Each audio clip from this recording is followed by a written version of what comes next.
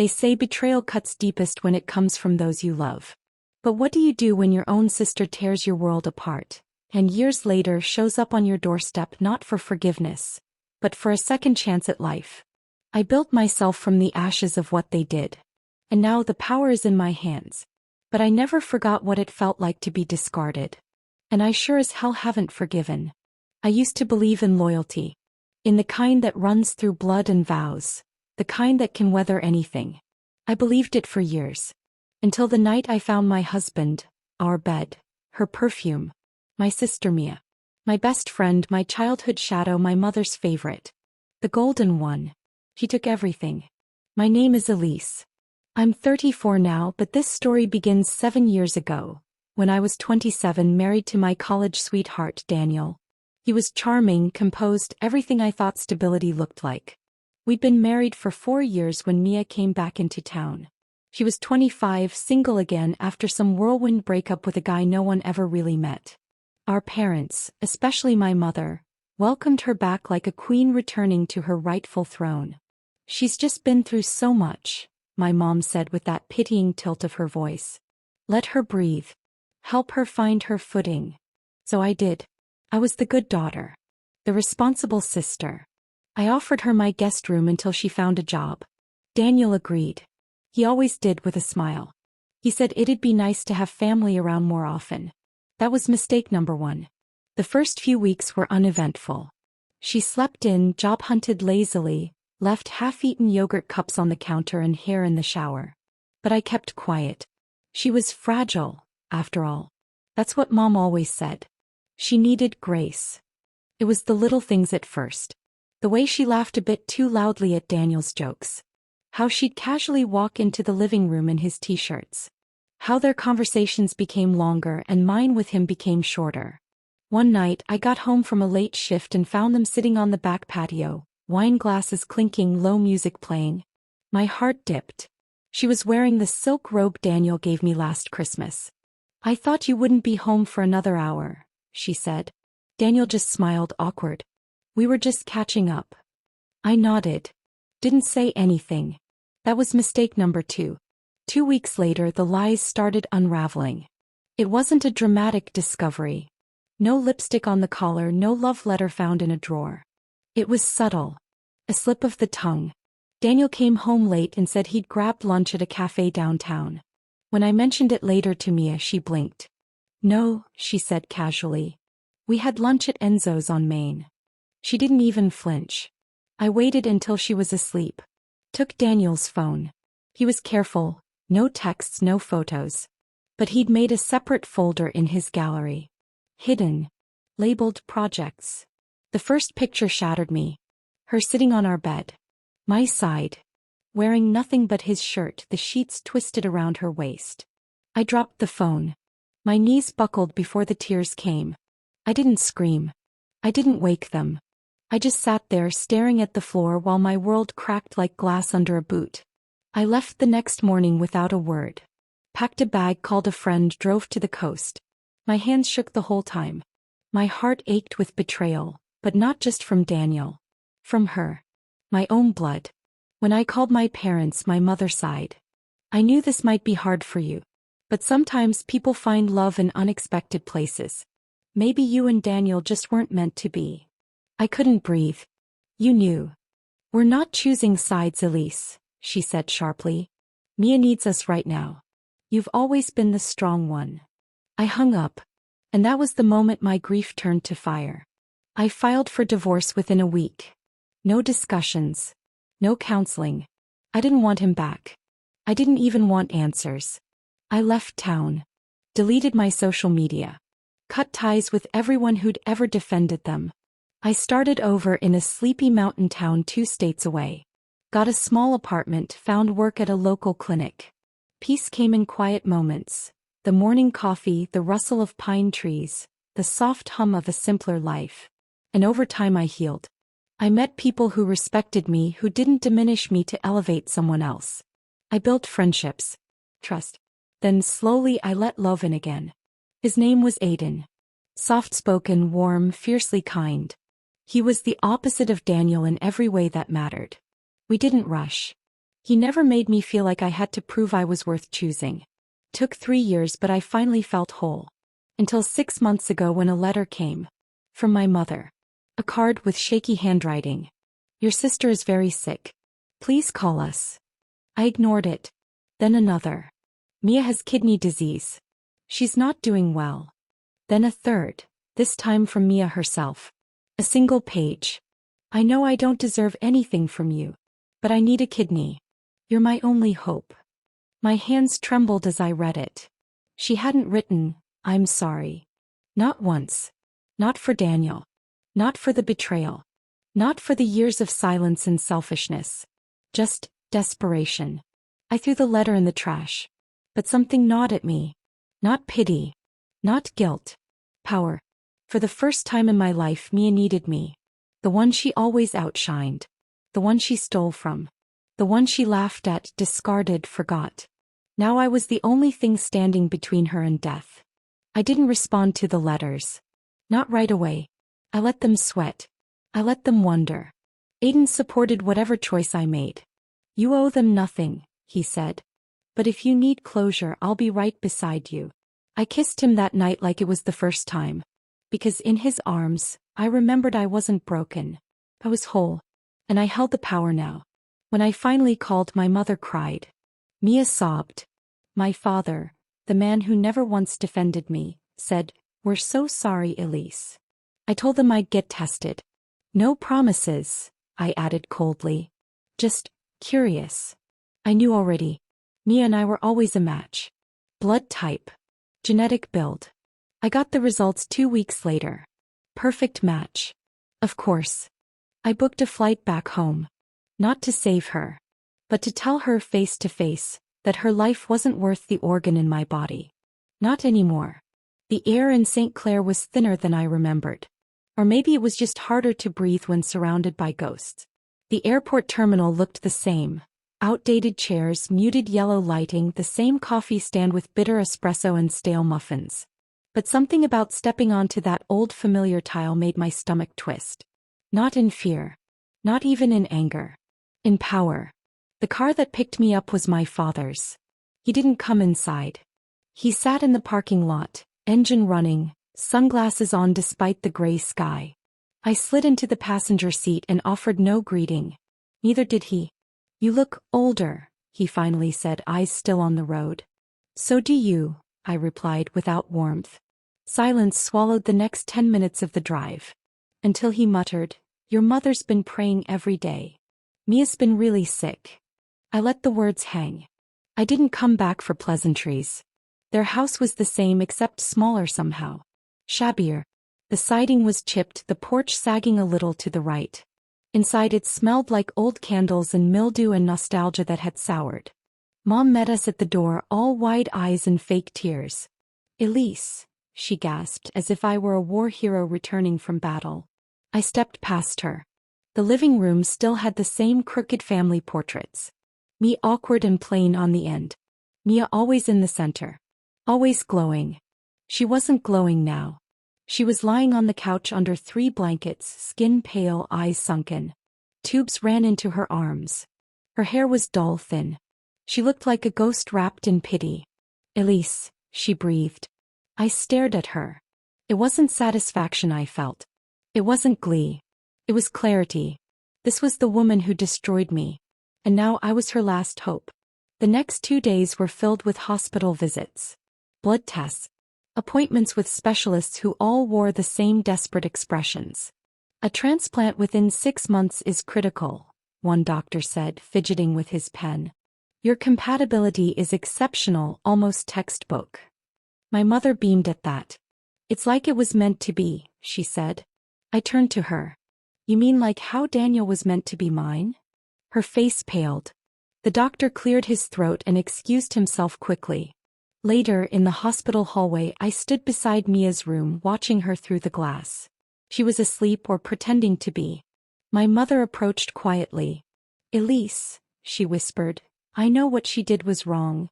But she's still your sister. I didn't look at her. No, I said. She was my sister. Before she slit me open and smiled while I bled. Mom clutched her rosary like it could shield her from my words. She's sorry, she whispered. We all are. But don't let bitterness steal your chance to do the right thing. That made me turn. The right thing. I repeated. Was it the right thing when you excused her affair with my husband? When you told me to be strong and let it go? Or when you told me she deserved happiness? My mother's eyes welled, but I was done with crocodile tears. I'm not here to be the savior, I said. I'm here because I want her to look me in the eye and beg. She recoiled. You can't mean that. Oh, I mean every syllable. That night I stayed in a hotel. I didn't tell them where. Aiden called, voice warm, grounding.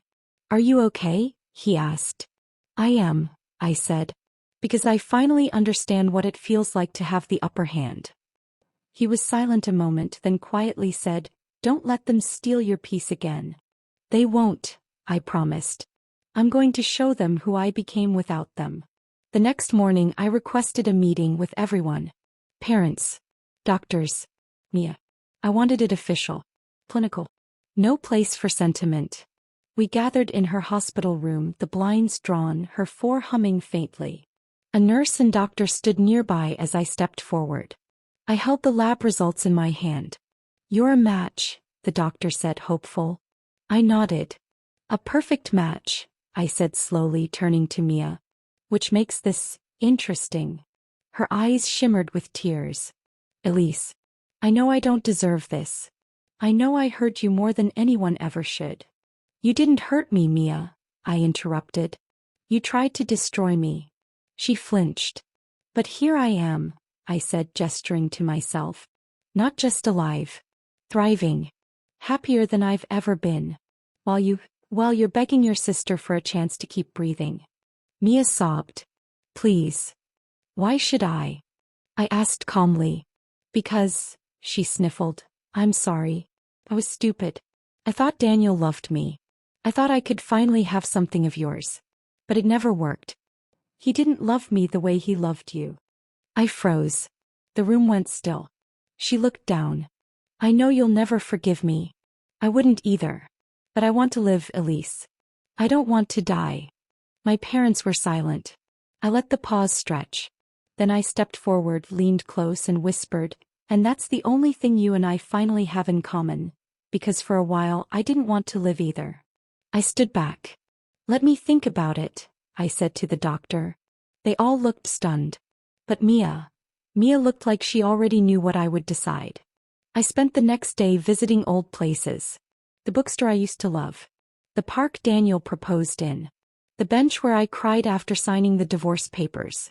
And finally the old lake behind the high school where Mia and I used to skip stones when we were kids. We weren't always enemies. But that innocence died long ago. I sat on the dock watching the sunset, letting the ache pass through me without owning it. When I returned to the hospital that night, I walked into Mia's room alone. She looked smaller than before. She didn't speak. I pulled up a chair. I want you to listen, I said softly. I'm not donating my kidney out of love. I'm not doing it for closure or forgiveness, or because I think you deserve it. She blinked. I'm doing it because I want you to live with the knowledge that your life was saved by the person you tried to ruin. Her lip trembled. I want you to wake up every morning knowing that your heart still beats because I let it. A single tear rolled down her cheek. You don't get absolution, I continued. You don't get sisterhood. You get to survive. That's it. Thank you, she whispered. No, I said. You don't get to thank me either. I stood. The surgery is your second chance, Mia. Don't waste it. Because there won't be a third. The next morning I signed the consent forms. They wept. The whole family. But I didn't. Because this wasn't forgiveness. This was control. This was power. And it was mine. The morning of the surgery I stood in front of the hospital mirror and stared at my reflection. It was the same face. Same dark eyes. Same faint scar above my lip from a childhood fall. But something was different. The woman looking back at me wasn't trembling. She wasn't uncertain. She wasn't afraid. She was resolved. A nurse knocked softly and entered the room. You ready, Ms. Morgan? I gave a tight smile. as I'll ever be.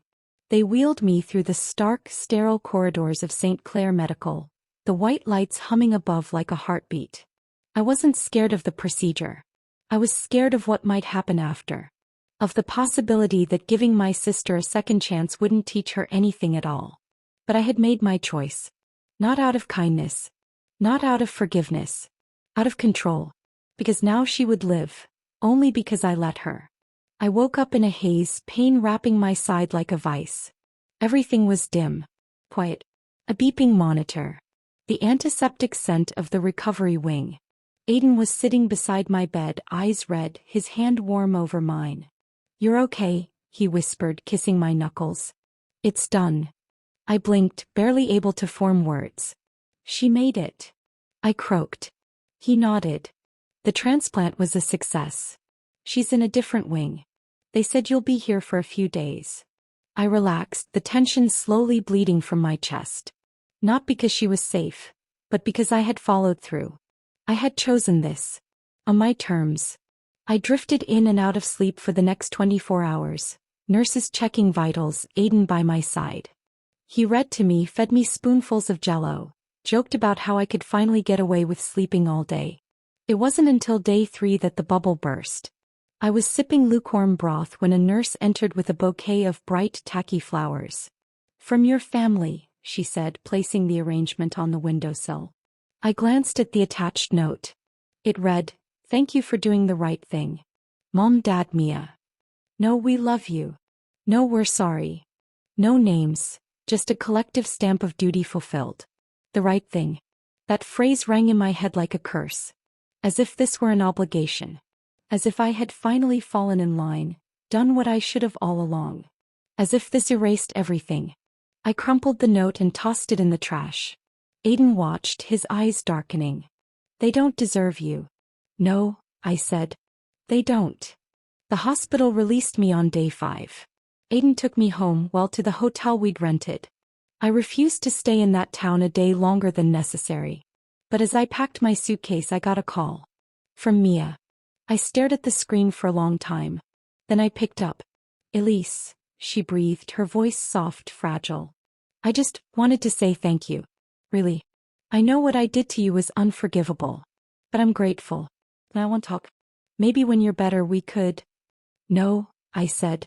Silence. "I gave you a kidney," I said coldly. "Not a second chance at a relationship. Don't confuse the two." She was quiet. "I don't want to talk. I don't want to catch up. I don't want brunch or bonding. You live your life. I'll live mine. That's the only gift I'm giving." Then I hung up.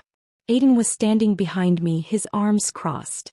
"You're amazing," he said softly. I smiled faintly. I'm tired of bleeding for people who never deserved my heart. We flew back to Minnesota that weekend. The moment the plane touched down, I felt like I could breathe again. Home. Back to real love. Real family. Back to the life I had built from scratch. Aiden had stocked the fridge, cleaned the apartment, and set up a little recovery nest for me by the window with blankets, books, and my favorite candles. For a week I barely moved. Just healed. Until the first message came. From a mutual acquaintance. Melissa, an old high school friend who had remained neutral through it all. "You're not going to believe this. Mia's back online." She posted a video. Curiosity burned. Against my better judgment I checked. And there was. A smiling, freshly scrubbed Mia, lying in a hospital bed, for still in her arm. "Hey everyone," she began, voice all soft and tearful. "I just wanted to share a little of my journey. As you know, I was really sick. I almost died. But then something amazing happened. My sister, my incredible sister Elise, stepped in and gave me the gift of life." She paused for dramatic effect. "I know we've had our ups and downs, but I truly believe family is everything. And I hope someday we can find our way back to each other. She's my hero. Hashtag sister strong. Hashtag second chances. Hashtag family first." I stared at the screen in disbelief.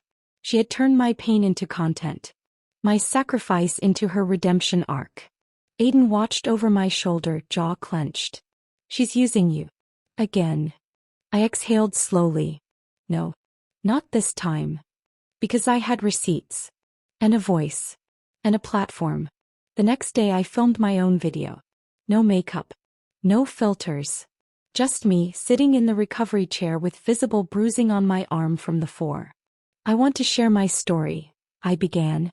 Not for pity, but for truth. I laid it out. Everything. The betrayal.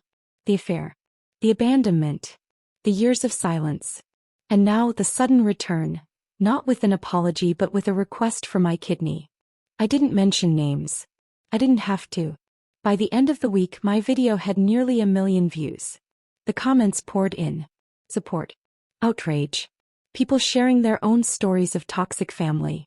Of betrayal. It was cathartic. It was justice. And then the kicker. A reporter from a major online magazine reached out, asking to run a feature. They titled it, "The Sister Who Survived Twice, once through betrayal and once through surgery." The article went viral. Mia? Well, she had no choice but to deactivate. Weeks passed. I healed. Emotionally too. Aiden and I got engaged under the same pine trees that once whispered comfort during my darkest days. He slipped the ring on my finger with tears in his eyes. "I'll never take you for granted," he whispered. And I believed him. Because some people don't just promise love. They prove it. 1 month later a letter arrived at my office. No return address. No handwriting. Inside was a single sheet of paper. "I didn't know how to be a sister. I didn't know how to love you the way you deserved. But I will never forget that you saved my life. I will never try to contact you again. Thank you." No signature.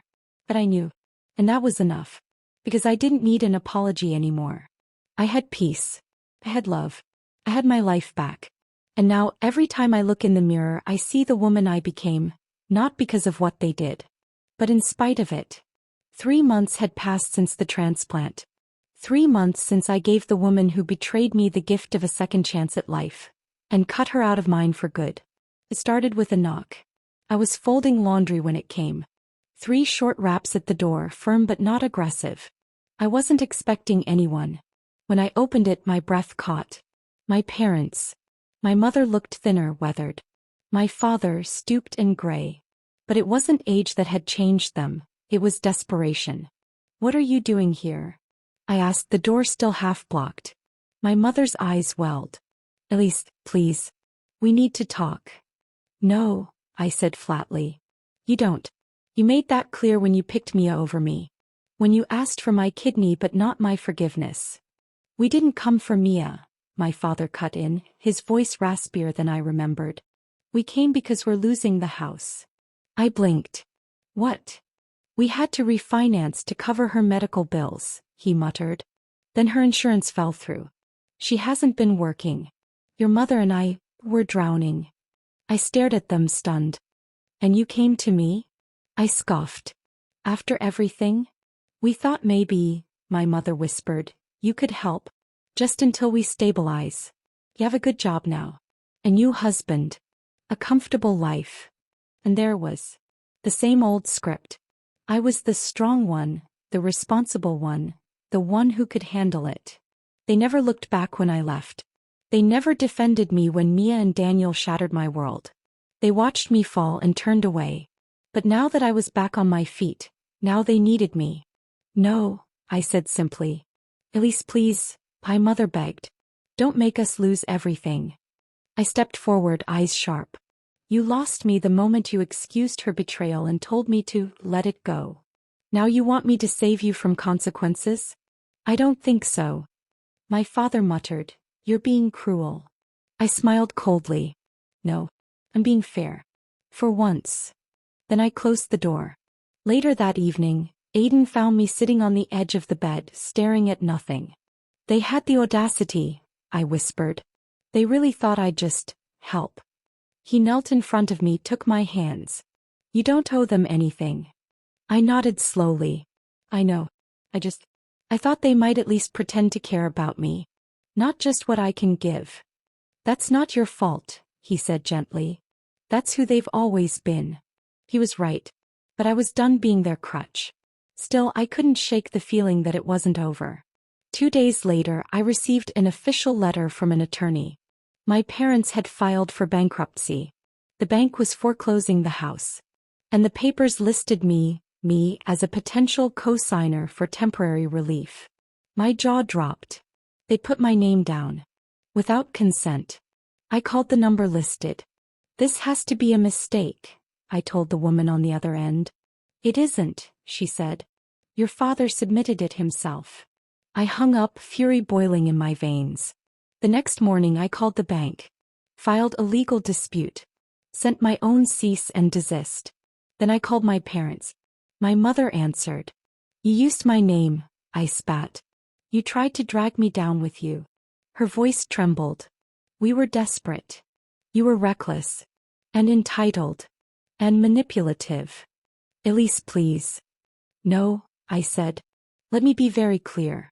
If you try to involve me in your mess again, I will take legal action. You are not my responsibility. You are not my family. You are the past. And I've buried it." Then I hung up. For good this time. That night, I sat with Aiden on the balcony, wrapped in a blanket, wine in hand. "You okay?" he asked. I looked up at the stars. "I think so," I said. "I'm just realizing, some people don't change. They just get more desperate." He kissed my temple. "Because peace isn't given. Earned. And I had earned mine in full." Aiden and I moved into a new home just outside the city. A little modern farmhouse with wide windows and sunlight that poured into every corner. I opened a wellness studio, something I'd always dreamed of. A mix of therapy, recovery coaching, and yoga. A safe space for women who had endured betrayal, loss, and family trauma. I didn't need to tell my story anymore. The right people already knew. One morning, while lighting candles for a meditation session, my assistant walked in with a note. "No sender," she said, handing me the envelope. Inside was a single line. "I'm leaving the state. For good. You won't hear from me again." I folded the note, placed it in the flame, and watched it burn. Smoke curled through the air like a spirit being released. I didn't feel relief. Or sadness. Or closure. I felt peace. On the anniversary of my surgery, Aiden brought home a cake. Not a big one. Just a small vanilla sponge with soft cream frosting. On top it said in bright red letters, "To the woman who saved herself." I laughed, cried, and kissed him long and hard. That night we sat under the stars with glasses of wine and no words. Just the quiet understanding that we had built something real. Something untouched by lies or guilt or the weight of others. I thought about my old life sometimes. About Daniel. About Mia. About the girl I used to be. Always the second choice, the silent one, the forgotten sister. But now I was the author of my story.